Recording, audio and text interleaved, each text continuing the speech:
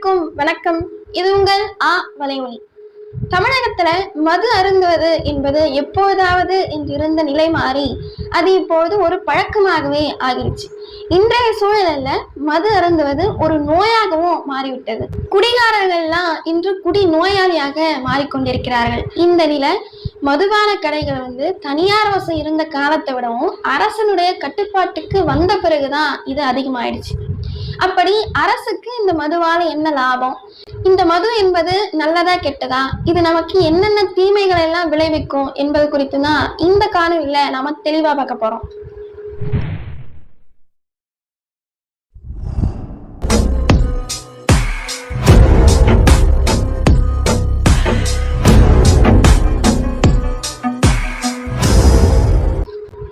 குடிகாரர்களுக்கு குடிக்காம இருந்தா கை நடுங்கும், ஆனா அரசாங்கத்துக்கு மக்கள் குடிக்காம இருந்தாதான் கை நடுங்கும் அப்படின்ற நிலைமை தான் இங்க பார்க்க முடியுது.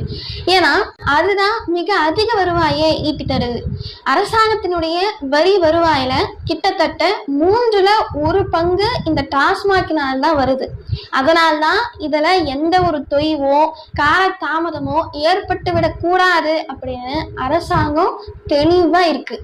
இந்த மதுவால எத்தனையோ மரணங்கள் நிகழ்கிறது. அவையெல்லாம் நேரடியாக மதுவினுடைய தாக்கத்தினால் இல்லை என்றாலும் தரமற்ற மதுவினால கல்லீரல் பாதிப்பு, கணைய அழற்சி, மாரடைப்பு என பல நோய்களினால தினமும் தமிழகத்துல உயிரிழப்பு தொடர்ந்து நிகழ்ந்து கொண்டுதான் இருக்கு.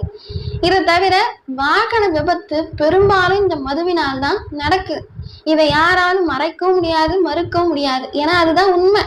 மது பழக்கத்தை தனிநபர் அழிவுக்கான நிலைமையாக மட்டும் நாம பார்க்காம அவர் சார்ந்த குடும்பமும் பெரும் இன்னலுக்கு உள்ளாகிறது என்பதை நம்ம கருத்தில் கொள்ளணும். வருவாய் என்கிற ஒற்றை இலக்கை நோக்கி இந்த ஆட்சியாளர்கள் செல்வதால எத்தனை பேருடைய உயிர் பறி போகிறது? எல்லா உயிர்களையும் கொன்றுவிட்டு இந்த ஆட்சியாளர்கள் யாரை ஆட்சி செய்ய போகிறார்கள்? எதற்காக ஆட்சி செய்ய போகிறார்கள்? புதுச்சேரி பிரெஞ்சு கலாச்சாரத்தை கொண்டது. அங்கே தயாரிக்கப்படுகின்ற மதுவானது திராட்சை, கோதுமை, அரிசி, பார்லி போன்றவற்றால தயாரிக்கப்படுது. ஆனா தமிழ்நாட்டு டாஸ்மாக் மதுபான வகைகள் எதில் தயாரிக்கப்படுது தெரியுமா? கரும்பு ஆலைகளிலிருந்து வெளிவரக்கூடிய கடைசி கழிவான மொலாசஸ் என்னும் வேதி பொருளில் இருந்து தயாரிக்கப்படுது. 1 லிட்டர் மொலாசஸ்ல 10 லிட்டர் தண்ணீரை ஊற்றி அதை ஆவியாக்குனா 1 லிட்டர் ஸ்பிரிட் கிடைக்கும். அந்த 1 லிட்டர் ஸ்பிரிட்ல மீண்டும் 10 லிட்டர் தண்ணியை ஊற்றி குடிக்கக்கூடிய எரி சாராயமாக ஆக்குறாங்க. அதற்கு பிறகு விஸ்கி, பிராந்தி என்று தரத்திற்கு ஏற்றாறு போல ஒவ்வொரு சுவையும் கலந்து குப்பிகள்ல அடைத்து வைக்கிறாங்க. தமிழ்நாட்டில் உள்ள எல்லா மதுபான ஆலைகளில் தயாரிக்கப்படுவது முழுக்க இந்த ஸ்பிரிட்டு தான். வெளிநாடுகள்ல ஆல்கஹால் தயாரிப்பை கண்காணிப்பதற்கென்று ஒரு தனி ஆணையம் இருக்கு. இந்தியாவில உணவு பாதுகாப்பு தர நிர்ணய சட்டம் 2006 என்ற ஒரு சட்டம் இருக்கு. இந்த சட்டம் உணவு பொருட்களுடைய பாதுகாப்பு மற்றும் தரத்தை உறுதி செய்வதற்கான இந்திய அரசு கொண்டு வந்திருக்கிற ஒரு சட்டம். இந்த சட்டம் என்ன சொல்லுதுன்னா, இந்திய குடிமகன் எந்த ஒரு பொருளை உட்கொண்டாலும் அதனால பாதிப்பு ஏற்பட்டா அதற்கு உத்தரவாதம் அளிக்கவும் உரிய இழப்பினை வழங்கவும் அந்த துறைக்கு முழு பொறுப்பு இருக்கு அப்படின்னு அந்த சட்டம் சொல்லுது. ஆனா இதுல என்ன ஒரு பிரச்சனைனா, இப்படி ஒரு பாதுகாப்பு அளிக்கக்கூடிய சட்டத்தின் கீழே மதுபான வகைகள் இல்லை என்பதுதான் பிரச்சனை. இந்த மதுபான வகைகளை இந்த சட்டத்தின் கீழ் கொண்டு வந்தால் மட்டும்தான் மதுவினால் ஏற்படக்கூடிய பாதிப்பிலிருந்து மீள்வதற்கான தீர்வை நோக்கி நாம நகர முடியும். இல்லைனா அதற்கு சிறிதும் கூட சாத்தியமில்லை. குடிப்பவர்கள் 10 முதல் 20 விழுக்காட்டினர் குடிக்கு அடிமையாகிறாங்க. ரத்தத்துல 20 மில்லிகிராம் ஆல்கஹால் கலந்தாலே பார்வை திறன் குறைஞ்சிரும். 30 மில்லிகிராம் என்ற அளவை தொட்டா தசை தன்னுடைய கட்டுப்பாட்டை இழந்துரும். உடல் அளவிலும் மன அளவிலும் குடிக்க அடிமையாகி விடுவதால அவர்கள் வாழ்க்கையில எண்ணற்ற பிரச்சனையை சந்தித்தாலும் கூட குடியை அவர்களால் நிறுத்தவே முடியாது. ஏன்னா குடியை நிறுத்தும் போது அவர்களுக்கு தூக்கமின்மை ஏற்படும், கை நடுக்கம் ஏற்படும், மனச்சோர்வு ஏற்படும், சிந்திக்கும் திறன்ல பாதிப்பு ஏற்படும், பயம் வரும், நரம்பு தளர்ச்சி ஏற்படும், உணர்ச்சியின்மை போன்ற பல பாதிப்புகள் அந்த குடியை நிறுத்தும் பொழுது உருவாகும். 2000 ஆண்டுகளுக்கு முன்பே மது அருந்துவதால ஏற்படக்கூடிய தீமைகளை பற்றி நம் வள்ளுவ பெருமகனார் கல்லுண்ணாமை என்னும் அதிகாரத்துல மிக அழகாகவும் தெளிவாகவும் சொல்லிவிட்டு சென்றிருக்கிறார். எடுத்துக்காட்டாக, உட்கப்படார் ஒளி இழப்பர் எஞ்ஞான்றும் கற்காதல் கொண்டொழுகுவார். இதனுடைய பொருள் என்ன? போதை பொருள் மீது எப்பொழுதும் பெருவிருப்பம் கொண்டிருப்பவர்களை கண்டு யார் அஞ்ச மாட்டார்களாம்? எவரும் அஞ்ச மாட்டார்களாம். அவர்களுக்கு இருக்கக்கூடிய மரியாதையும் புகழும் இந்த மதுவினால் கெட்டு போய்விடும் என்று அழகாக 2000 ஆண்டுகளுக்கு முன்பே சொல்லிவிட்டு சென்றிருக்கிறார். இப்படி பல தீமைகள் இந்த மதுவினால் ஏற்பட்டாலும் கூட தமிழ்நாடு அரசு இதை தொடர்ந்து நடத்தி கொண்டிருக்கிறது.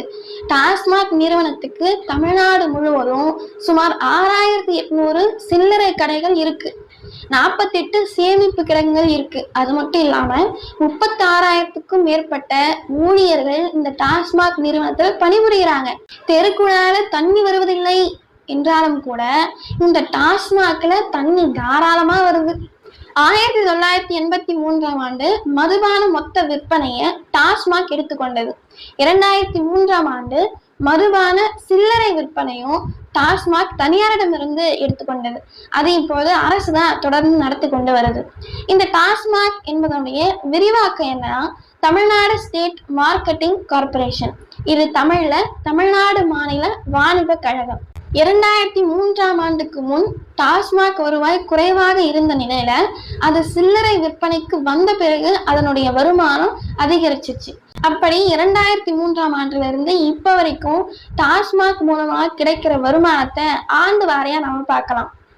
2003ஆம் ஆண்டுல இருந்து 2004 வரைக்கும் 3638 கோடி, 2004 இருந்து 2005 வரைக்கும் 4872 கோடி, 2005 இருந்து 2006 வரைக்கும் 6030 கோடி, 2006 இருந்து 2007 வரைக்கும் 7473 கோடி, 2007 இருந்து 2008 வரைக்கும் 8821 கோடி, 2008 இருந்து 2009 வரைக்கும் 10,601 கோடி, 2009 இருந்து 2010 வரைக்கும் 12,498 கோடி, 2010 இருந்து 2011 வரைக்கும் 14,965 கோடி, 2011 இருந்து 2012 வரைக்கும் 18,081 கோடி, 2012 இருந்து 2013 வரைக்கும் 21,680 கோடி, 2013 இருந்து 2014 வரைக்கும் 21,674 கோடி, 2014 இருந்து 2015 வரைக்கும் 24,164 கோடி, 2015 இருந்து 2016 வரைக்கும் 25,845 கோடி, 2016 இருந்து 2017 வரைக்கும் 26,995 கோடி, 2017 இருந்து 2018 வரைக்கும் 26,797 கோடி, 2018 இருந்து 2019 வரைக்கும் 31,157 கோடி, 2019 இருந்து 2020 வரைக்கும் 33,122 கோடி, 2020 இருந்து 2021 வரைக்கும் 33,811 கோடி, 2021 இருந்து 2022 வரைக்கும் 36,050 கோடி, 2022 இருந்து 2023 வரைக்கும் 44,121 கோடி, 2023 இருந்து 2024 வரைக்கும் 45,855 கோடி. இப்போது 2024 2025 மார்ச் வரைக்கும் 48,344 கோடி, கிட்டத்தட்ட 50,000 கோடி இந்த டாஸ்மாக்கினால் அரசு பெறுகிற வருமானம்.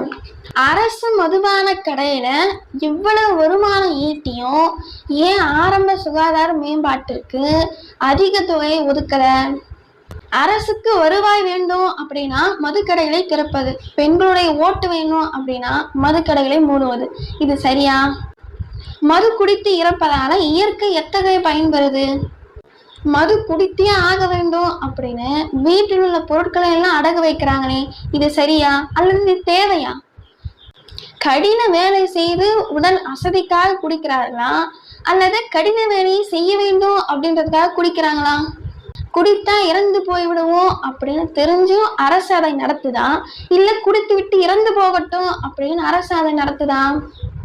மக்கள் குடிப்பதற்காக அரசு மதுபான கடை வைத்திருக்கிறதா, அல்லது மதுபான கடை அரசு வைப்பதால மக்கள் குடிக்கிறார்களா? இந்த கேள்விகளுக்கெல்லாம் உங்களிடம் பதில் இருக்கா? இத்தனை தீமைகளை இந்த மதுவால வைத்துக்கொண்டு இன்னும் இந்த அரசு டாஸ்மாகை நடத்தி கொண்டிருக்கிறது அப்படின்னா என்ன காரணம்? என்ன காரணம் தெரியுமா? மது மனிதனை சிந்திக்க விடாது, செயல்பட விடாது. ஏன்னா அவன் சிந்திச்சாதான் நல்லவனுக்கு ஓட்டு போட்டுருவானே. போதைக்கு ஆட்பட்ட மனிதன் தன்னுடைய எதிர்கால பாதையை மறந்து சீரழிவான். உயிர் வாழ்வதற்கே உத்தரவாதம் இல்லை. இதையெல்லாம் புரிந்து கொண்டுதான் நம்முடைய மாண்புமிகு முதலமைச்சர் ஐயா ஸ்டாலின் அவர்கள் சொல்றாரு, போதையின் பாதையில போகாதீங்க, உங்களை மன்றாடி கேட்டுக்கொள்க, அது எனக்கு வருத்தமா இருக்கு அப்படின்னு வருத்தப்பட்டு அவர் சொல்றாரு. யார் சொல்றது?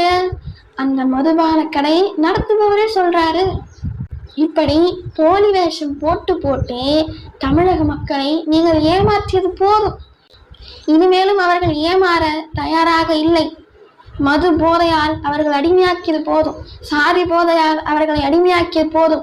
இனிமேலும் அவர்கள் அடிமையாக இருக்க மாட்டார்கள். அண்ணல் அம்பேத்கர் சொல்கிறார், ஒருவன் அடிமையாக இருக்கிறான் என்பதை உணர்த்திவிடு, பிறகு அவனை கிளர்ச்சி செய்து போராடுவான். இதை என் பெரியப்பா சிந்தமிழ் சீமான் அவர்கள் எம் மக்களுக்கு கற்பித்து விட்டார். எம் மொழியை காக்கவும் எம் இனத்தை காக்கவும் அவர்கள் நாம் தமிழராய் ஒன்றிணைந்து கொண்டிருக்கிறார்கள். இனிமேலும் அவர்களை நீங்கள் ஏமாற்ற முடியாது. தமிழ்நாடு முழுமையாக தமிழர் நாடாக மாறுவதற்கு அவர்கள் களத்தில் இறங்கி போராடி கொண்டிருக்கிறார்கள். நினைவில் வைத்துக் கொள்ளுங்கள், அவர்கள் இனிமேலும் ஏமாற மாட்டார்கள், ஏமாற்றவும் முடியாது.